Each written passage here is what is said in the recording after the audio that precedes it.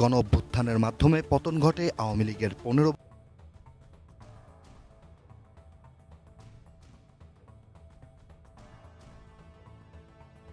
শেখ হাসিনার ভারত থেকে ভাষণ। ভাইরাল দাবির পেছনে আসল কাহিনী যা জানলে আপনি অবাক হবেন।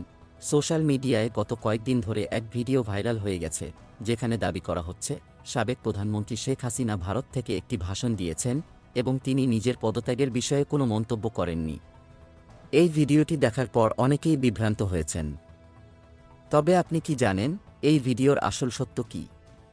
আসুন আমরা জানি সেই ভুয়া দাবির পেছনের আসল কাহিনী।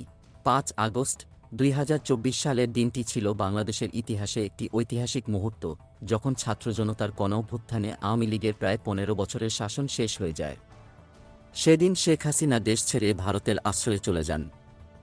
এর পরবর্তীতে সোশ্যাল মিডিয়ায় একটি ভিডিও প্রকাশিত হয়, যেখানে দাবি করা হয় শেখ হাসিনা ভারত থেকে একটি ভাষণ দিয়েছেন এবং বলছেন তিনি পদত্যাগ করেননি।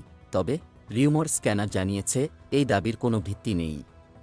এই ভিডিওটি পুরনো এবং একদম ভিন্ন ঘটনার সঙ্গে মিশিয়ে নতুন করে তৈরি করা হয়েছে। ভিডিওটি যাতে বিশ্বাসযোগ্য মনে হয় সেজন্য বিভিন্ন তথ্যের সঙ্গে অসংলগ্ন ফুটেজ যুক্ত করা হয়েছে।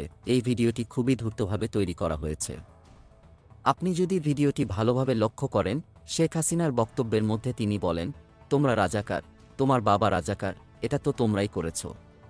এছাড়া ভিডিওতে ভারতের প্রধানমন্ত্রী নরেন্দ্র মোদীর একটি ফুটেজ এবং আরও একটি দর্শকের ফুটেজও দেখতে পাওয়া যায়। কিন্তু এই ভিডিওটি আসলে কোনো ভাষণ নয়, এটি আসলে ইংরেজি দৈনিক দ্য ডেইলি স্টারের ইউটিউব চ্যানেল থেকে 2024 সালের 2 জুলাই তারিখে প্রকাশিত একটি প্রতিবেদন থেকে নেওয়া। সেই প্রতিবেদনটির শিরোনাম ছিল ক্ষতিগ্রস্ত বিটিভি ভবন পরিদর্শন করে যা বললেন প্রধানমন্ত্রী। এই ভিডিওটি তখন ধারণ করা হয়েছিল যখন শেখ হাসিনা ঢাকার রামপুরায় বাংলাদেশ টেলিভিশন ভবনে আন্দোলনকারীদের আগুন দেওয়ার ঘটনাস্থল পরিদর্শনে যান এবং গণমাধ্যম কর্মীদের সঙ্গে কথা বলেন।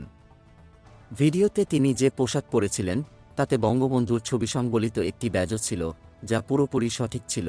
এখন এই ভিডিওটির পেছনে যে ডিজিটাল প্রযুক্তির ব্যবহার হয়েছে তা পরিষ্কার। ভিডিওটি যেখানে ভারতের শেখ হাসিনার ভাষণ দেওয়া হচ্ছে বলে প্রচারিত হচ্ছে, আসলে সেই মঞ্চের পেছনে থাকা বিজেপির লোগোটি ডিজিটাল উঠছে। কেন এমন বিভ্রান্তিকর ভিডিও তৈরি করা হচ্ছে? এর পেছনে আসল উদ্দেশ্য কী? এসব